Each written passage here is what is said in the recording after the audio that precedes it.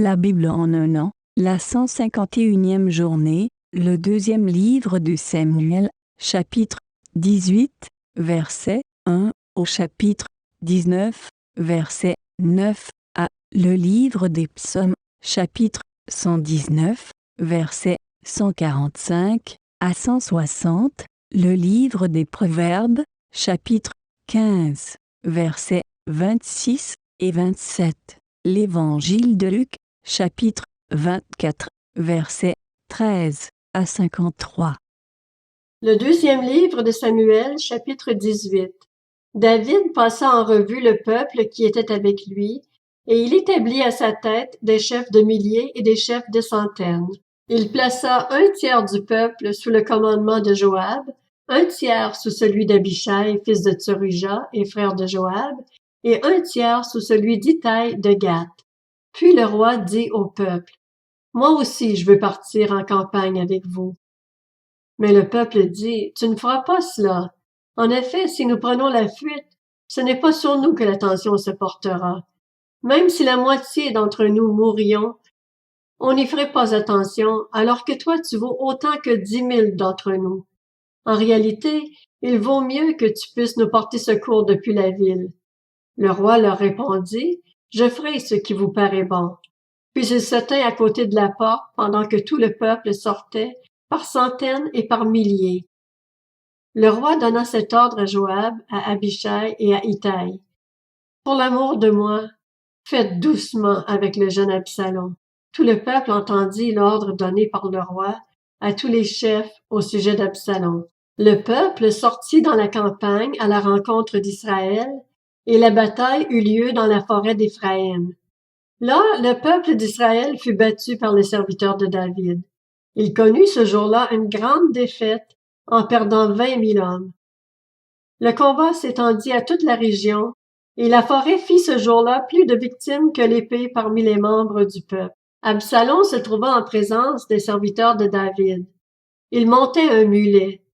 Le mulet pénétra sous les branches entrelacées d'un grand térébinthe, et la tête d'Absalom fut prise dans le térébinthe. Il resta suspendu en l'air tandis que le mulet qu'il montait continuait son chemin. Un homme le vit et annonça à Joab, « J'ai vu Absalom suspendu à un térébinthe. » Joab dit à l'homme qui lui apportait cette nouvelle, « Tu l'as vu? Pourquoi donc ne l'as-tu pas abattu sur place? Je t'aurais donné 10 pièces d'argent et une ceinture. » Mais cet homme dit à Joab, « Même pour 1000 pièces d'argent, je ne porterai pas la main contre le fils du roi. En effet, nous avons entendu l'ordre que le roi vous a donné à Abishai, à Itaï et à toi. Il a dit, « Veillez chacun sur le jeune Absalom. Si j'avais menti et l'avais tué, rien n'aurait été caché au roi.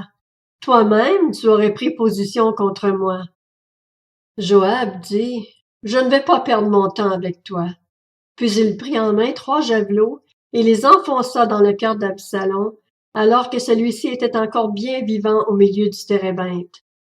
10 jeunes gens qui portaient les armes de Joab entourèrent Absalom et le frappèrent à mort. Joab fit alors sonner de la trompette et le peuple revint. Il cessa ainsi de poursuivre Israël parce que Joab l'en empêcha.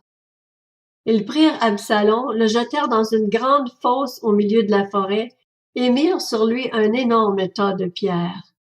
Tout Israël prit la fuite, chacun se réfugia dans sa tente.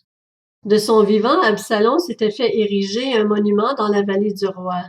Il se disait, en effet, « Je n'ai pas de fils pour perpétuer le souvenir de mon nom. » Et il avait donné son propre nom au monument, qu'on appelle encore aujourd'hui monument d'Absalom.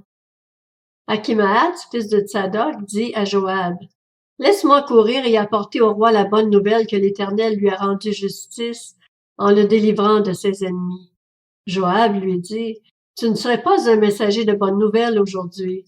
Tu pourras l'être un autre jour, mais pas aujourd'hui, puisque le fils du roi est mort. » Puis Joab dit à un Éthiopien, « Va rapporter au roi ce que tu as vu. » L'Éthiopien se prosterna devant Joab et partit en courant.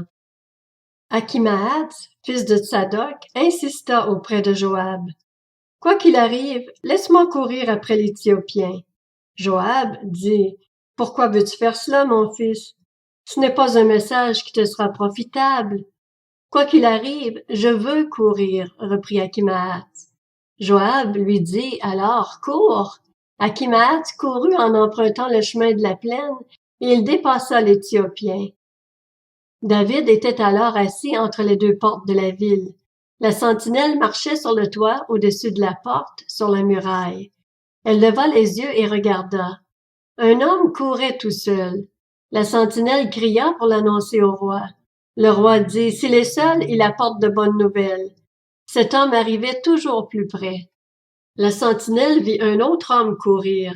Elle cria au portier. Voici un homme qui court tout seul. Le roi dit, il apporte aussi de bonnes nouvelles. La sentinelle dit, la manière de courir du premier me paraît être celle d'Akhimaatz, le fils de Tsadok. Le roi dit alors, c'est un homme de bien, il vient apporter de bonnes nouvelles. Akhimaatz cria au roi, tout va bien. Il se prosterna devant le roi, le visage contre terre, et dit, béni soit l'Éternel ton Dieu. Il a livré en ton pouvoir les hommes qui levaient la main contre mon seigneur le roi. Le roi demanda, le jeune Absalom, va-t-il bien? Akhimaatz répondit, j'ai aperçu une grande agitation au moment où Joab a envoyé les serviteurs du roi, et moi ton serviteur, mais je ne sais pas ce que c'était. Et le roi dit, mets-toi là, de côté. Akhimaatz recula et se tint debout. Alors arriva l'Éthiopien. Il dit, que le roi, mon seigneur, apprenne la bonne nouvelle. Aujourd'hui, l'Éternel t'a rendu justice en te délivrant de tous ceux qui s'attaquaient à toi. Le roi demanda à l'Éthiopien, le jeune Absalom, va-t-il bien? L'Éthiopien répondit, qu'il soit comme ce jeune homme, les ennemis de mon seigneur le roi, et tous ceux qui se dressent contre toi pour te faire du mal. Le deuxième livre de Samuel, chapitre 19. Alors le roi, bouleversé, monta dans la chambre située au-dessus de la porte et pleura. Il disait tout en marchant, mon fils Absalom, mon fils Absalom. Si seulement j'étais mort à ta place. Absalom, mon fils, mon fils. On vint dire à Joab, le roi pleure et mène le deuil sur Absalom. Ce jour-là, la victoire fut changée en deuil pour tout le peuple, car le peuple entendait dire, le roi est rempli de chagrin à cause de son fils. Ce jour-là, le peuple rentra dans la ville comme un voleur, comme l'auraient fait des soldats honteux d'avoir pris la fuite au cours du combat. Le roi s'était couvert le visage et criait à haute voix, « Mon fils Absalom! Absalom! Mon fils! Mon fils! » Joab entra dans la chambre où se trouvait le roi et dit, « Tu couvres aujourd'hui de honte tous tes serviteurs, alors qu'ils ont aujourd'hui sauvé ta vie, celle de tes fils et de tes filles, celle de tes femmes et de tes concubines. Tu aimes ceux qui te montrent de la haine, et tu montres de la haine envers ceux qui t'aiment. En effet, tu déclares aujourd'hui que tes chefs et tes serviteurs ne représentent rien pour toi. Je vois maintenant que si Absalom était en vie, et que nous soyons tous morts aujourd'hui, tu serais content. Lève-toi donc, sors, et parle au cœur de tes serviteurs. En effet, je t'en fais le serment par l'Éternel. Si tu ne sors pas un homme ne restera avec toi cette nuit. Et ce sera pire pour toi que tous les malheurs que tu as connus depuis ta jeunesse jusqu'à maintenant. Alors le roi se leva et s'assit à la porte de la ville. On annonça à tout le peuple, le roi siège à la porte. Le livre des psaumes, chapitre 119. Je fais appel à toi de tout mon cœur. Réponds-moi, Éternel, afin que je garde tes prescriptions. Je fais appel à toi, sauve-moi afin que je respecte tes instructions. Je devance l'aurore pour implorer ton aide, j'espère en tes promesses. Avant la fin de la nuit, j'ouvre les yeux pour méditer ta parole. Écoute-moi conformément à ta bonté, rends-moi la vie conformément à ta sentence. Ils s'approchent, ceux qui poursuivent le crime, ils s'éloignent de la loi. Mais toi, tu es près de moi, Éternel, et tous tes commandements sont la vérité. Je sais depuis longtemps que tu as établi tes instructions pour toujours. Regarde ma misère et délivre-moi, car je n'oublie pas ta loi. Défends ma cause et rachète-moi. Rends-moi la vie par ta promesse. Le salut est loin des méchants, car ils ne recherchent pas tes prescriptions. Tes compassions sont grandes, Éternel. Rends-moi la vie conformément à tes sentences. Mes persécuteurs et mes adversaires sont nombreux, mais je ne m'écarte pas de tes instructions. Je vois avec dégoût des traîtres qui ne se conforment pas à ta parole. Considère combien j'aime tes décrets éternels. Rends-moi la vie conformément à ta bonté. Le fondement de ta parole, c'est la vérité, et toutes tes justes sentences sont éternelles. Le livre des Proverbes, chapitre 15. Les mauvaises intentions font horreur à l'Éternel, mais les paroles bienveillantes sont pures à ses yeux. Celui qui est assoiffé de profit trouble sa maison, mais celui qui déteste les pots de vin vivra. L'Évangile de Luc, chapitre 24. Ce même jour, 2 disciples se rendaient à un village appelé Emmaüs, éloigné de Jérusalem d'une douzaine de kilomètres. Ils discutaient ensemble de tout ce qui s'était passé. Pendant qu'ils parlaient et discutaient, Jésus lui-même s'approcha et fit route avec eux.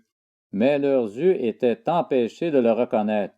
Il leur dit, « De quoi parlez-vous en marchant pour avoir l'air si triste? » L'un d'eux, un dénommé Cléopas, lui répondit, « Es-tu le seul, en séjour à Jérusalem, qui ne sache pas ce qui est arrivé ces jours-ci? » « Quoi? » leur dit-il. Ils lui répondirent, « Ce qui est arrivé à Jésus de Nazareth, qui était un prophète puissant en actes et en parole devant Dieu et devant tout le peuple, et comment les chefs des prêtres et nos magistrats l'ont fait arrêter pour qu'il soit condamné à mort et l'ont crucifié. Nous espérions que ce serait lui qui délivrerait Israël, mais avec tout cela, voici déjà le 3e jour que ces événements se sont produits. Il est vrai que quelques femmes de notre groupe nous ont beaucoup étonnés. Elles se sont rendues de grand matin au tombeau et n'ont pas trouvé son corps. Elles sont venues dire que des anges leur sont apparus et ont annoncé qu'il est vivant. Quelques-uns des nôtres sont allés au tombeau et ils ont trouvé les choses comme les femmes l'avaient dit, mais lui, ils ne l'ont pas vu. Alors Jésus leur dit, « Hommes sans intelligence, dont le cœur est lent à croire tout ce qu'ont dit les prophètes, ne fallait-il pas que le Messie souffre ces choses et qu'il entre dans sa gloire? » Puis, en commençant par les écrits de Moïse et continuant par ceux de tous les prophètes, il leur expliqua dans toutes les Écritures ce qui le concernait. Lorsqu'ils furent près du village où ils allaient, il parut vouloir aller plus loin, mais ils le retinrent avec insistance en disant, « Reste avec nous, car le soir approche, le jour est déjà sur son déclin. » Alors il entra pour rester avec eux. Pendant qu'il était à table avec eux, il prit le pain et après avoir prononcé la prière de bénédiction, il le rompit et le leur donna. Alors leurs yeux s'ouvrirent et ils le reconnurent, mais il disparut de devant eux. Ils se dirent l'un à l'autre, « Notre cœur ne brûlait-il pas en nous lorsqu'il nous parlait en chemin et nous expliquait les Écritures? » Ils se levèrent à ce moment même et retournèrent à Jérusalem, où ils trouvèrent les 11 et les autres qui étaient rassemblés et qui leur dirent, « Le Seigneur est réellement ressuscité, et il est apparu à Simon. » Alors les 2 disciples racontèrent ce qui leur était arrivé en chemin et comment ils l'avaient reconnu au moment où il rompait le pain.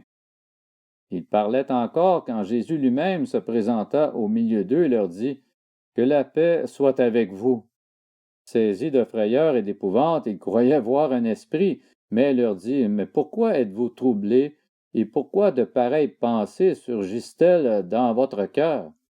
Regardez mes mains et mes pieds, c'est bien moi. Touchez-moi et regardez. Un esprit n'a ni chair ni eau, comme vous le voyez bien, j'en ai. » En disant cela, il leur montra ses mains et ses pieds.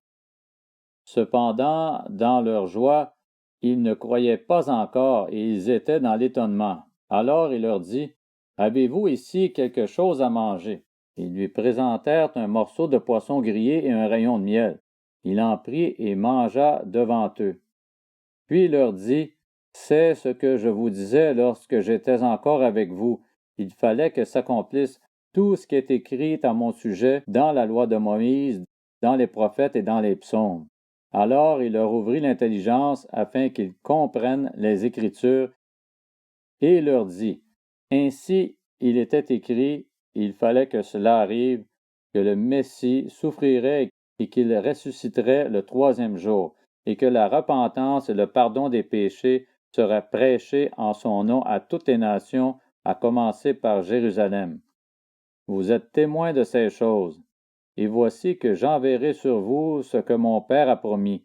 Quant à vous, restez dans la ville de Jérusalem jusqu'à ce que vous soyez revêtus de la puissance d'en haut. Il les conduisit jusque vers Béthanie, puis il leva les mains et les bénit. Pendant qu'il les bénissait, il les quitta et fut enlevé au ciel. Quant à eux, après l'avoir adoré, ils retournèrent à Jérusalem remplis d'une grande joie. Ils étaient constamment dans le temple, louant et bénissant Dieu.